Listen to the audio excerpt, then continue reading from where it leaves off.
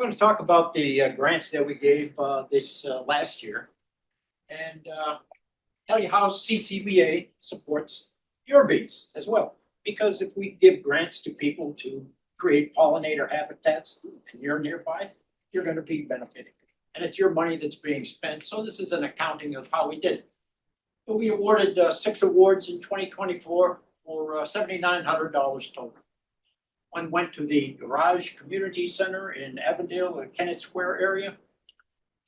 Camp Hill Sultane in Glenmore. Historic Grange Estate in Haverford Township. Jenkins Arboretum, we've given them money for several years there in Devon. And this year they helped rebuild their stream walk. So that was a big project. And, anyway, here's the garage community. So they're a youth center and a community group that wanted to create a pollinator habitat. They had a problem is that they were outside their area was concrete. So they got a grant from the U.S. Representative Chrissy Houlihan, and they got the concrete broken up. And after the concrete was broken up, they trucked in some dirt, a lot of plants, native pollinator-friendly plants. So they planted trees, shrubs, and perennials. And their idea was to create a living classroom for the youth and have a deeper connection between the participants at the youth center and nature. So this is one of the goals of CCBA, creating pollinator-friendly habitats, educating people, bringing them back to nature. All the data you're going to see is an interim report. We asked people to deliver their interim report, progress report in October. So this comes from October. Some are finished, some are not. Let's have the next one.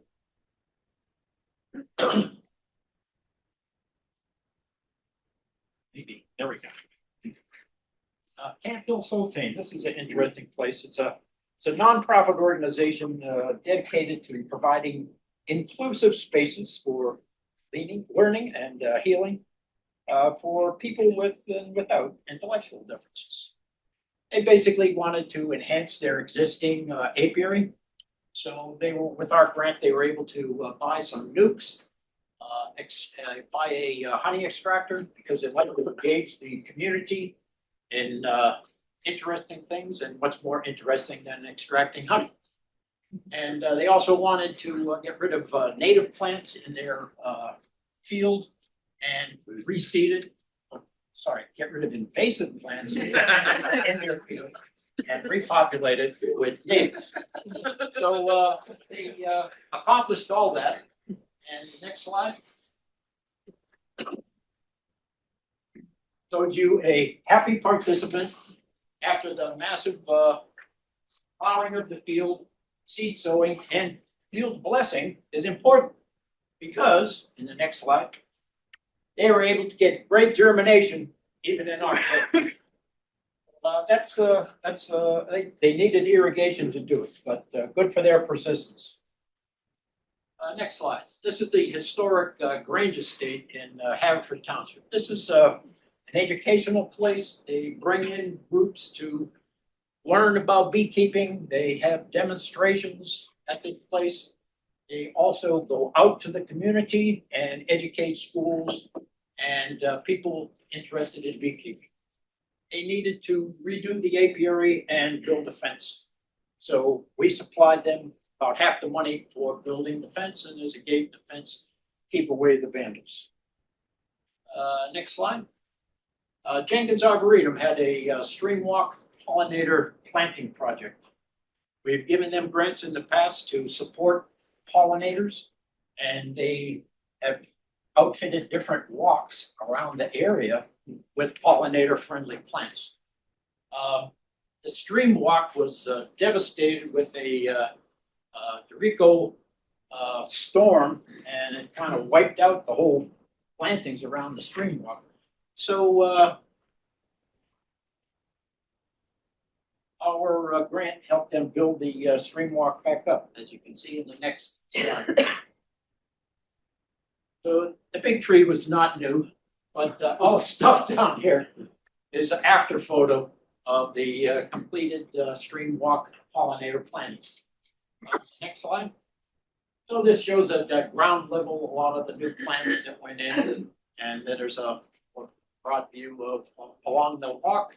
And this will look marvelous in the spring. They also enlisted volunteers from the community, companies, Mercer, and Barbicane Fortman Company. They were volunteers from commercial organizations, and they contributed to helping them plant. Next slide, too. And here they are finishing off all the plantings. As you can see, it's quite extensive, and this project is completely done now. And they say come back in the spring and see how nice it'll look. Next slide. This is the final project, the pipeline right-of-way project. This involves two landowners that live adjacent to a gas pipeline. And they wanted to plant a 20 by 20 foot plot with 42 lavender plants each. We awarded them each grants of $950. And they said nothing was done because of the heat. So you saw Camp Hill Soltane. They planted in October a whole meadow. Jenkins Arboretum, they did fine planting all their plants. These guys said they didn't do anything because of the heat. So we've never been stiffed before. There's an interim report. You know, they have until May to get something done. But because of this, we changed our rules, and we decided grants won't go to individuals. We have the next slide. Over the years, we've given $50,000 over the last 8 years to give grants to further the art and science of beekeeping, meet the CCBA objectives. So grant money goes to institutions, groups, corporations, not individuals, and priority given to schools and nonprofit organizations. Just a note, the 2025 grants are due on April 1st. There will be no people who would be benefited by a grant from the CCBA. Please let them know about it. Non-members can apply online at our website. It's in the top left corner. Big sign that says grants program. They click on the grants program. It explains all the rules there. And it must further the aims of the CCBA to educate people, provide pollinator-friendly habitats, and instruct people in the art and science of beekeeping. CCBA members cannot apply.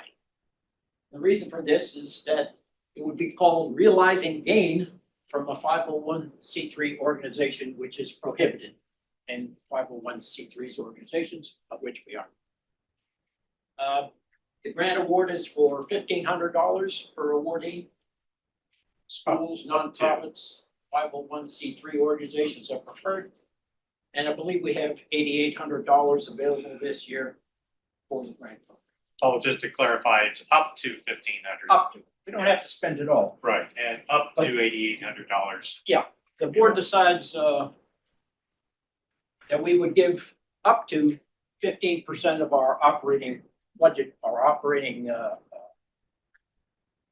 fund to support these grants. So it could be up to $8,800. You don't have to give $1,500 per grant. Give less per grant, but those are the rules. I think that's the last slide. Okay. Any questions on the grant program? We got one question over here. Yeah. Just to clarify, if you're a member here, but you're also work for a nonprofit, can you apply on behalf of the nonprofit? If you're a member here, but you also do work for the nonprofit, a different nonprofit, can you apply on as an individual, apply on behalf of the nonprofit? You can tell your nonprofit to apply. But I'm the one that does There's the a grant, disclosure. right? There's a disclosure in the application that if you're a key part of that non-for-profit, you just have to let You're us know. employed by the nonprofit Volunteered for. But or you volunteer for it? Okay. So you just can't personally benefit from Just tell them to. So the short answer is yes. But they can- But they should list you as the contact. She's the grant writer, that's what she's saying. Or you're the grant writer. That's fine. I'll be in touch. You just have to do something with the money. Anything else?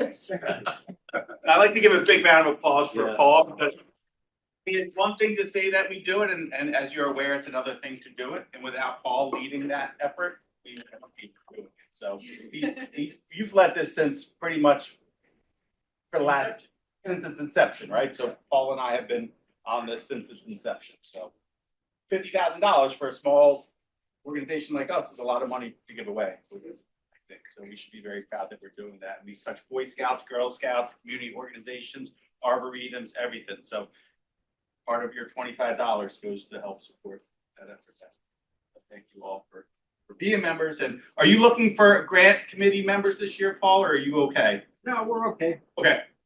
We're the grant committee, there's three of us that make the decisions, and we're doing fine. Okay. Thanks, But Paul. actually, if you're interested, please do talk to Paul, because I'm part of that grant committee. I'm also on the board, which becomes kind of a conflict of interest. So it would be best for there to be a new. So there may be one opening on the grant committee. So if you have an interest or some history in doing that, please chat with Paul before you leave today.